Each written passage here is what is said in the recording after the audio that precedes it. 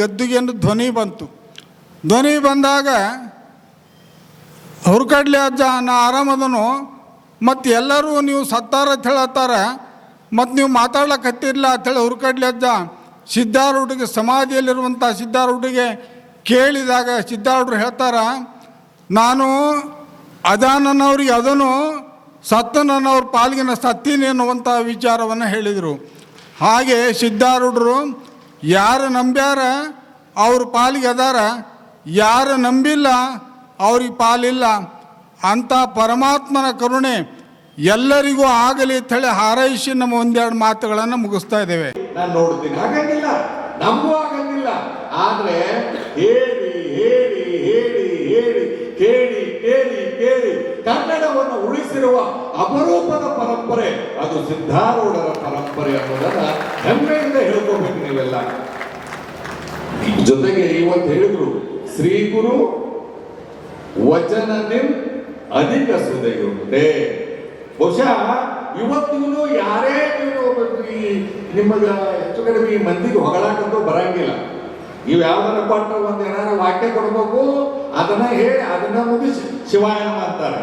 ಆದ್ರೆ ಇದನ್ನ ಯಾಕೆ ಕಲಿಸಿದ್ರು ಅಂತಂದ್ರೆ, ಬಹುಶಃ ವೇದಾಂತ ಪರಂಪರೆಯೊಳಗೆ ನೀ ಕೇಳಬೇಕು, ನಾ ಹೇಳಬೇಕು, ನೀ ಕೇಳಬೇಕು, ನಾ ಹೇಳಬೇಕು ಅನ್ನುವ ಒಂದೇ ಒಂದು ಸಿದ್ಧಾಂತ ಇರೋದು ಇದು ವೇದಾಂತ ಪರಂಪರೆಯಲ್ಲಿ.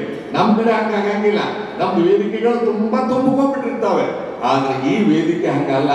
ಶಿಷ್ಯ ಆದವ ಕೇಳಬೇಕು, ಗುರುವಾದವ ಹೇಳಬೇಕು ಅಂದಾಗ ತತ್ವ ಗಟ್ಟಿಯಾಗ್ತದೆ, ಗಟ್ಟಿಯಾಗ್ತದೆ. ಅದಕ್ಕೆ ಗುರುವಿನ ಉಪದೇಶವನ್ನು ಕೇಳಿದ್ರೆ ಸಾಕು, ಮುಕ್ತಿನೇ ಆಗ್ತದೆ.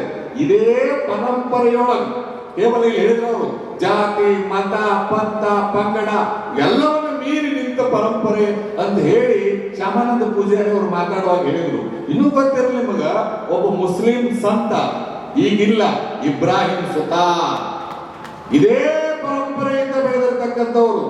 ಬ್ರಹ್ಮ ವಿಷ್ಣು ಮೊದಲಾದ ದೇವತೆಗಳು ಗುರುವಿಗೆ ಹೋಲುವರೇ, ಬ್ರಹ್ಮಾಂಡ ಬೆಳಗುವ ಸೂರ್ಯ ಚಂದ್ರಾದಿಗಳು ಅಜ್ಞಾನ ಕಳೆಯುವರೇ ಎಂತ ಪದವನ್ನು ಬಳಸಿ ಬಹುಶಃ ಇಡೀ ಪ್ರವಚನದ ಮುಖಾಂತರ ಖ್ಯಾತಿಯಾದ ಇಬ್ರಾಹಿಂ ಸುತಾರ್ ಅವರನ್ನ ಈ ವೇದಿಕೆ ಮೇಲೆ ಸ್ಮರಣೆ ಮಾಡ್ಕೋಬೇಕು.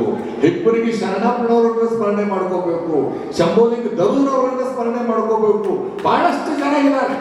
ನಾನು ಯಾಕೆ ಮಾತಾಡ್ತೀನಿ ಅಂತಂದ್ರೆ, ಅಂತ ಅದ್ಭುತವಾದ ವ್ಯಕ್ತಿಗಳನ್ನ ಕೊಟ್ಟಿರ್ತಕ್ಕಂಥ ಪರಂಪರೆ ಇದು ಸಿದ್ಧಾರೂಢ ಪರಂಪರೆ. ಅದಕ್ಕೆ ಇಲ್ಲಿ ಗುರುವನ್ನ ಬಿಟ್ರೆ ಏನೂ ಇಲ್ಲ. ಅದಕ್ಕೆ ಗುರುವೇ ನೀ ನನಗೆ ಏನಾಗಬೇಕು, ಗುರುವೇ ನೀ ನನಗೆ ತಂದೆಯಾಗಬೇಕು, ಗುರುವೇ ನೀ ನನಗೆ ತಾಯಿಯಾಗಬೇಕು, ಗುರುವೇ ನೀ ನನಗೆ ಬಂಧುವಾಗಬೇಕು, ಗುರುವೇ ನೀ ನನಗೆ ಬಳಗವಾಗಬೇಕು, ಗುರುವೇ ನೀನು ಎಲ್ಲವೂ ಆಗಿ ಏನಿಲ್ಲದನ್ನು ತೀರಿಸಬೇಕಯ್ಯ ಹುಗ್ಗೇರೀಶ. ಬಹುಶಃ ನಿಟ್ಟಿನೊಳಗ ಗುರುವನ್ನೇ ಸರ್ವೋತ್ತಮ ಅಂತ ತಿಳಿದಿರ್ತಕ್ಕಂಥ ಅಪರೂಪದ ಪರಂಪರೆಯೊಳಗೆ ನೆನ್ಪಿಟ್ಕೊಳ್ಳಿ. ಬಹಳಷ್ಟು ಜನ ನಾವೆಲ್ಲ ಕುಂಭಮೇಳಕ್ಕೆ ನಾವು ಅಲ್ಲಿ ಕುಂಭಮೇಳಕ್ಕೆ ಹೋಗ್ಬೇಕಾಗಿಲ್ಲ ಅನ್ಬೇಡ್ರಿ. ಅಲ್ಲೂ ಕುಂಭಮೇಳಕ್ಕೆ ಹೋಗ್ರಿ, ಅಲ್ಲೂ ಕುಂಭಮೇಳಕ್ಕೆ ಹೋಗ್ರಿ. ಅದು ನಮ್ಮ ದೇಶೀಯ ಪರಂಪರೆ. ಗಂಬಲಿಗಳು ಬಹಳ ಜನ ಹೇಳ್ತಿರ್ತಾರ, ಏನಿಲ್ಲ ಏನಿಲ್ಲ, ಯಾಕೆ ಹೋಗಾರಯ್ಯ, ಐದಂತರ ನಮ್ಮವ್ರು ನಡೆಸ್ತಾರೆ. ಇದು ನನ್ನ ಭಾರತದ ಪರಂಪರೆ. ಗಂಬಲಿಗಳು ನಾವೊಂದು 144 ವರ್ಷಗಳ ನಂತರದಲ್ಲಿ ಒಬ್ಬ ಅಪರೂಪದ ಸನ್ಯಾಸಿ ಯೋಗಿ ಆದಿತ್ಯನಾಥ್ ಇವತ್ತು ಅದ್ಭುತವಾಗಿ ವಿಶ್ವದಲ್ಲಿಯೇ ದಾಖಲೆ ಮಾಡತಕ್ಕಂತ ಮಹಾಕುಂಭ ಮೇಳ ನಡೀತಾ ಇದೆ. ಅದಕ್ಕೆ ನಾವು ಅಭಿನಂದಿಸಲೇಬೇಕು. ನಾವು ಹೋಗಿಯೂ ಕೂಡ ಬಂದೇವಿ. ಜೊತೆಗೆ ಅಲ್ಲಿ 3 ನದಿಗಳದಾವ, ಗಂಗಾ, ಯಮುನಾ, ಸರಸ್ವತಿ. ಆ ನದಿಯಲ್ಲಿ ಬಿದ್ರೆ ಹಿಂಗಾಗದಿಲ್ಲ, ಹಂಗಾಗಂಗಿಲ್ಲ ಸ್ವಾಮಿ. ಏನು ಮಾಡಿದ್ರು ನೀರು ಬೇಕು, ನೀರು ಬೇಕು. ನೆನಪಲ್ಲಿಟ್ಕೊಳ್ಳಿ, ನೀರ್ ಇದ್ರೆ ಎಲ್ಲ. ಅದಕ್ಕೆ ನಾವು ಇವತ್ತು ಮನೆಯೊಳಗ ನಮ್ಮ ಮನೆ ನಲ್ಲಿ ನೀರಾದ್ರೂ ನಾವು ಗಂಗೆಯನ್ನು ತಂದೀವಿ ಅಂತೀವಿ. ಗಂಗೆ ಯಮುನೇ ಚೈವ ಗೋದಾವರಿ ಸರಸ್ವತಿ ನರ್ಮದೇ ಸಿಂಧು ಕಾವೇರಿ ಜಲೇಸ್ಮಿನ್ ಸನ್ನಿಧಿ ಕೊಡುವಂತ ಗಂಗೆಯನ್ನ ಪ್ರಾರ್ಥಿಸುವ ಪರಂಪರೆ ನಮ್ಮ ಪರಂಪರೆ. ಅದಕ್ಕ ದಿನಾನೇ ಬದುಕಬೇಕಂದ್ರೂ ನೀರಿರಬೇಕು. ವೇದಾಂತ ಕೇಳಬೇಕಾಗಿತ್ತು ಅಂದ್ರೆ ನೀ ಇರಬೇಕು, ನೀ ಇರಬೇಕು ಅದ್ರ ತತ್ವ ಅರ್ಥ ಹೌದು ಅಲ್ಲ ಕಾಣಿರಲ್ಲ. ಅದಕ್ಕಾಗಿ ಇವತ್ತು ಗುರುವಿನ ಉಪದೇಶಕ್ಕಿಂತ ಅಮೃತ, ಅದು ಅಮೃತಕ್ಕಿಂತ ಮಿಗಿಲು. ಅಮೃತಕ್ಕಿಂತ ಮಿಗಿಲು ಯಾವುದು ಅಂತಂದ್ರೆ ಅದು ಗುರುವಿನ ಉಪದೇಶ. ಆ ಗುರುವಿನ ಉಪದೇಶವನ್ನು ಪಡೆದ್ರೆ ಸಾಕು, ಬದುಕು ಬಂಗಾರ ಆಗ್ತದೆ. ಎಂದಾದ ಗುರುನಾಥನೋ ಬಹಳ ಅಂತಃಕರಣುಳ್ಳಾತನೋ ಕಾಂತೆ ನೀ ಬಾ ಎಂದು ಏಕಾಂತ ಕರೆದೊಯ್ದು ಎಂತ ಮಾತು ಹೇಳಿದನೋ. ಇದು ಬಹುಶಃ ಗುರುವಿನ ಬಗ್ಗೆ ಹೇಳ್ಕೊಂತ ಹೊಂಟ್ರೆ ಶಬ್ದ ಸಾಲಂಗಿಲ್ಲ. ನಿಮಗೆ ಇನ್ನೊಂದು ಹೇಳ್ತೇನೆ, ನಿಮಗೆ ನನಗೆ ಬಹಳಷ್ಟು ಜನ ಎಲ್ಲಕ್ಕಿಂತ ಹೆಚ್ಚಾಗಿ ಯಾರು ಗುರುವನ್ನು ನಂಬುತ್ತಾರಲ್ಲ, ಯಾರು ಗುರುವನ್ನೇ ಸರ್ವೋತ್ತಮ ಅಂತ ತಿಳ್ಕೋತಾರಲ್ಲ, ಅವರನ್ನ ನಾನು ಒಪ್ಪುಗೊಳ್ತೀನಿ, ಅಪ್ಪುಗೊಳ್ತೀನಿ. ನನ್ನಿಂದಲೇ ಅವ ಸ್ವಾಮ್ಯಾರ ಇರುವಲ್ಲ, ಅಥವಾ ಮಂತ್ರಿಯರ ಇರುವಲ್ಲ, ಯಾವರ ಇರುವಲ್ಲ, ಅವು ನನಗೆ ಬೇಕಾಗಿಲ್ಲ.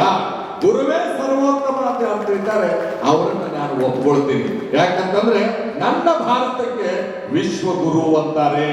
ಅಂತ ಪರಂಪರೆ ಭಾರತದ ಪರಂಪರೆ. ಇದನ್ನು ಹೇಳ್ಕೊಂತಾನೆ ಯಾಕೆ ಮಾತಾಡಕತ್ತೀನಿ ಅಂತಂದ್ರೆ, ಇಲ್ಲೂ ಕೂಡ ತ್ರಿವೇಣಿ ಸಂಗಮ ನೆನಪಲ್ಲಿಟ್ಟುಕೊಳ್ಳಿ. ಒಂದು ಸಿದ್ಧಾರೂಢರ 190ನೆಯ ಜಯಂತಿ, ಎರಡನೇದು ಗುರುನಾಥಾರೂಢರ 115ನೆಯ ಜಯಂತಿ. ಅಷ್ಟೇ ಅಲ್ಲ, ಸಿದ್ಧಾರೂಢರ ಕಥಾಮೃತಕ್ಕೆ ಶತಮಾನೋತ್ಸವದ ಸಂಭ್ರಮ.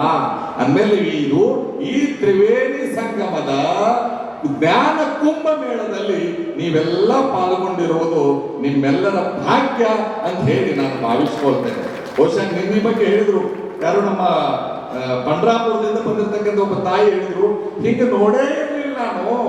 ಅವ್ರು ಎಲ್ಲಿಯವ್ರು ಹೇಳಕತ್ತಾರೋ, ಪಂಡ್ರಾಪುರದವ್ರು ಹೇಳಕತ್ತಾರ. ನೆನಪಲ್ಲಿಟ್ಕೊಳ್ಳಿ, ಪಂಡ್ರಾಪುರಕ್ಕೆ ದಿಂಡಿ ಹೊಂಟಿರ್ತದೆ. ದಿಂಡಿ ಅಲ್ಲ, ದಿಂಡಿ ಹೊಂಟಾಗ ವಿಠಲ ವಿಠಲ ಪಾಂಡುರಂಗ ಅಂತ ಹೋಗುವಂತ ಆ ದಿಂಡಿ ಪರಂಪರೆಯವರು ಕೂಡ ಇಲ್ಲಿ ಹೇಳಿದ್ರು, ಏನ್ ಅದ್ಭುತ ಉತ್ಸವ, ಏನ್ ಅದ್ಭುತ ಉತ್ಸವ.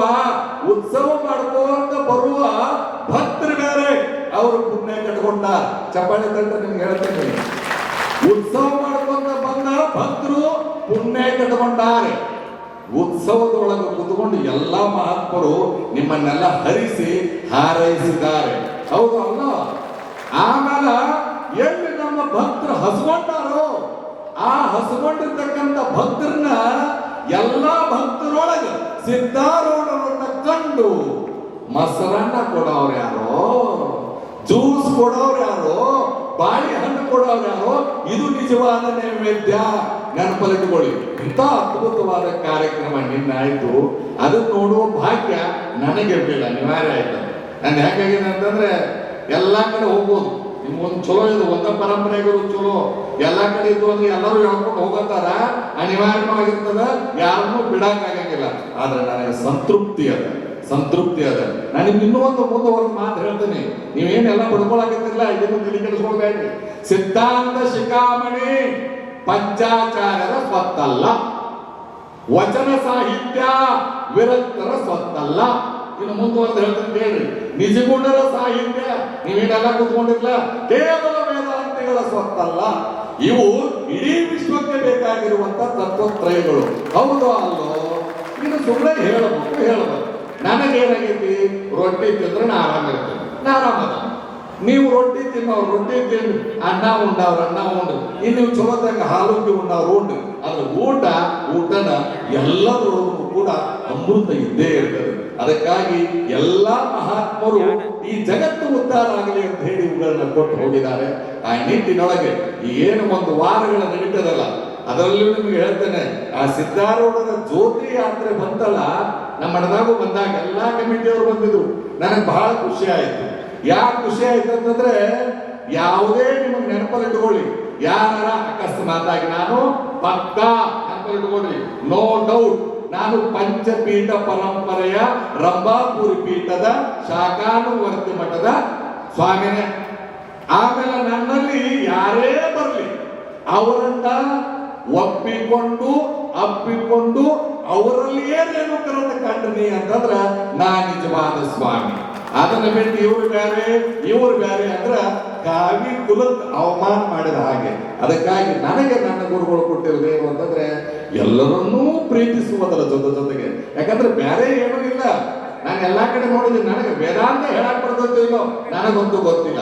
ನನಗೆ ಇಲ್ಲಿ ಕೂತ್ಕೊಂಡಾಗ ಮಕ್ಕಳು ಕೂತ್ಕೊಂಡಾಗ ಬಹುಶಃ ನಿಮ್ಗೆ ಗೊತ್ತಿರಲಿ, ಶಿವಾನಂದ ಭಾರತೀಯ ಅಪ್ಪಗಳು ಮಕ್ಕಳು ಕೂತ್ಕೊಂಡಾರು, ಅವ್ರು ಇವ್ರ ಕೈ ಹಿಡಿದು ಏನೇನೋ ಕೊಡಾಕಂತಿದ್ರು. ನನಗೆ ಪ್ರತಿಯೊಂದು ಕ್ಷಣ ಶಿವಪುತ್ರ ಅಪ್ಪಗಳು ನೆನಪ. ಇಷ್ಟ ಕಾಳವರು ಶಿವಾನಂದ ಭಾರತೀಯ ಅಪ್ಪಗಳನ್ನ ಕಣ್ಣು ತುಂಬಿ ಬರಾಕಂತಿತ್ತು.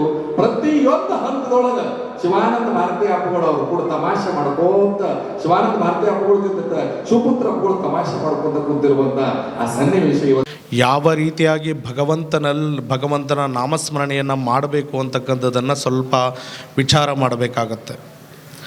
ಯಾಕೆ ಅಂತಂದರೆ ಭಗವಂತನಿಗೆ ಒಬ್ಬ ಭಕ್ತನೇ ಇರೋಂಗಿಲ್ಲ.